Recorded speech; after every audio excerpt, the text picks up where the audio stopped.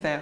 Il vous a demandé de me demander comment avoir un cancer de la prostate. Tout à fait, docteur. Mais il est très astucieux parce que ça veut dire qu'il n'a pas envie de l'avoir et qu'il cherche, étant donné qu'il voit autour de lui de plus en plus de cas.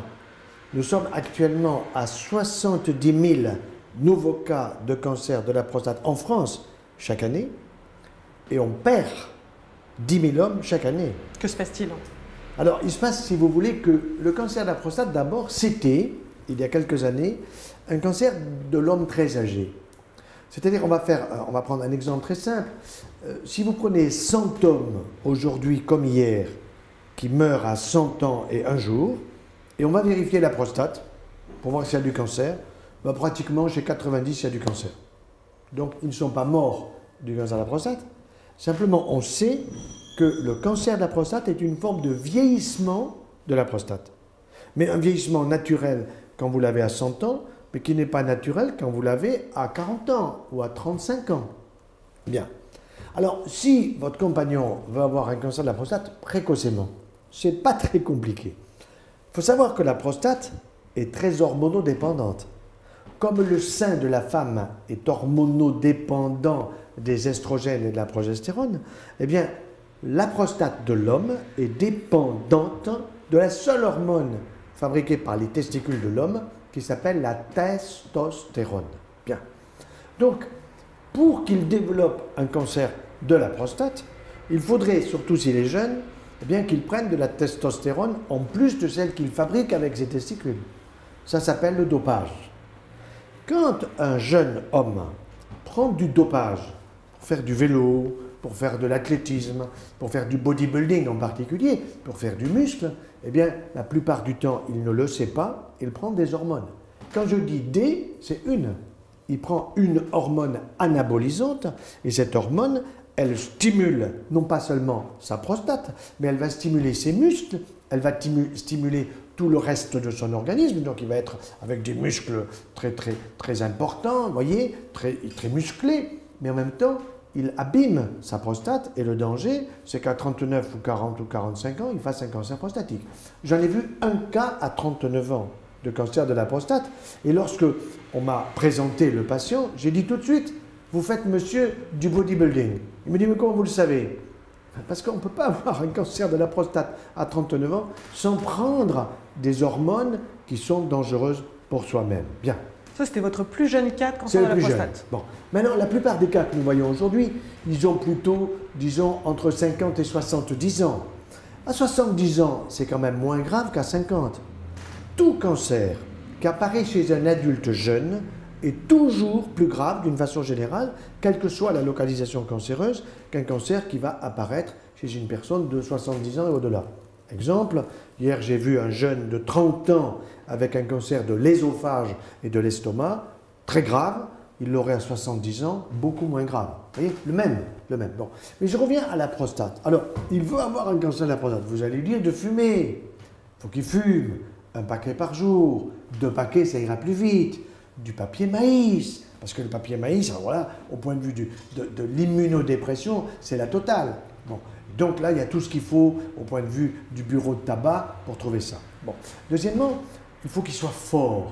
Qu'il soit fort, ça veut dire quoi? C'est pas fort dans sa tête, mais qu'il soit fort, comme on dit d'un homme fort, qu'il soit gras, qu'il ait du gras. Qu'il ait du gras dans son corps. Et le gras dans le corps, très souvent, chez la femme, il va se situer assez souvent dans les seins. Chez nous, les hommes, dans le bassin. C'est pas pareil. Et le bassin, c'est la partie basse du corps. Ça veut dire qu'il y a une masse grasse, si vous voulez, qui est une masse grasse que l'on connaît très bien sur le plan du métabolisme, qui est une masse grasse cancérigène. Une femme qui a trop de poids, du gras, un homme qui a trop de poids, du gras, c'est cancérigène. Chez la femme, les seins, chez l'homme, la prostate. Donc nous voyons des hommes aujourd'hui qui ne mangent pas, ils bouffent. Ils bouffent. Ça veut dire quoi? Ça veut dire qu'ils prennent énormément de sucre, aussi d'alcool, alcool fort, whisky, Pernod Ricard, gin, vodka, tout ce que vous voulez, plus du vin blanc, du vin rouge. Je ne suis pas du tout contre le vin, je ne suis pas du tout contre les alcools. Le problème, c'est la modération. Or là, l'homme est assez immodéré d'une manière générale. Et c'est là que vous avez un rôle important pour freiner un peu le compagnon en lui disant « tu as autre chose à faire que de prendre tous les jours un whisky, que de prendre tous les jours une vodka, que de fumer encore une cigarette. » Vous voyez? Donc, et souvent, cet alcool, cette cigarette, c'est un anti-stress.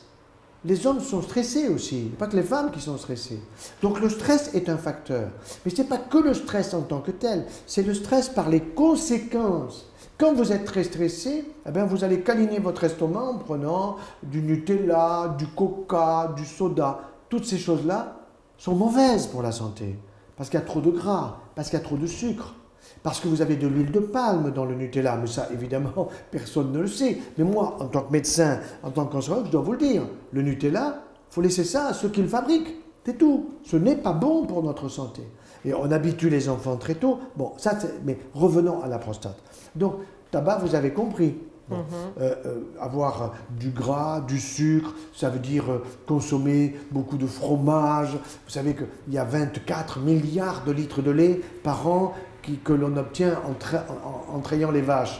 Bon, ben, il faut les faire boire, il faut les faire consommer par les trous de nez, par les oreilles, en suppositoire, de toutes les façons. Donc, c'est ce que j'appelle maintenant une surconsommation de produits laitiers qui peut être dangereuse chez l'homme comme chez la femme. Pourquoi ? Parce qu'il y a là-dedans, figurez-vous, des facteurs de croissance dans le produit laitier qui sont destinés à l'animal pour lequel le lait est destiné.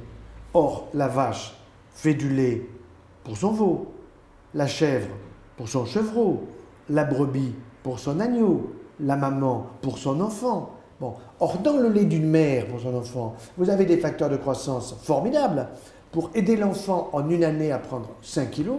Mais au bout d'un an, le gosse, il est intelligent, il reconnaît papa, maman, les frères, les soeurs, les voisins, il commence à jouer, il commence à marcher, il commence à courir. Le veau, excusez-moi, un an plus tard, il est aussi con que quand il est né, mais il pèse 365 kilos, tandis que votre fils, il en pèse 5 kilos, votre fille. Vous comprenez? 365 kilos. Donc ça veut dire que dans le lait du mammifère qui s'appelle la vache, il y a des facteurs de croissance qui sont très importants pour l'animal. Or, quelque chose qui est très intéressant. Hier, je voyais en consultation un homme inquiet parce qu'on lui dit « vous avez une hypertrophie prostatique ». Alors, il a entendu hypertrophie, il allait voir le dictionnaire, une grosse prostate. Bien. Je regarde son dossier, il avait une prostate à 40 cm3, un peu grosse. Moi, j'en vois d'autres qui ont 100 cm3. Or, 100 cm3, ça c'est la prostate du veau. L'homme doit avoir une prostate de 30 à 40, pas plus.